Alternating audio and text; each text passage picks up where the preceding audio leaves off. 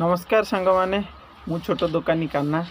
आज आमर मध्याह्न भोजन रे कौन सब खाइबा है सेटा देखिए। आज मु कौन खाऊँ मध्याह्न भोजन रे और सबुठारु मु नॉर्मल जिनस खाऊँ, बेसी तेल ऑयली जिनस खाऊ नहीं कि मसला जिनस खाऊ नहीं, नॉर्मल खाद्य खाऊँ। आज मु देखु आमर खाद्य आज ये संतुला है, गोटे सादा संतुला, सब प्रकार परिया मिसिकी संतुला, हरड़ डाली साइड रे मिक्सचर अच्छी और भात।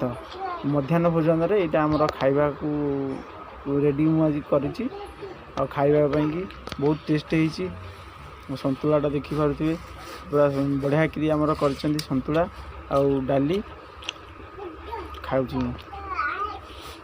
खाइबे निश्चिंत हेल्दी खाद्य यहाँ, और बेसी तेल ना मसला ना और नॉर्मल खाद्य यहाँ तैयारी, यहाँ देहपाई बहुत उपकारी और लाभदायक।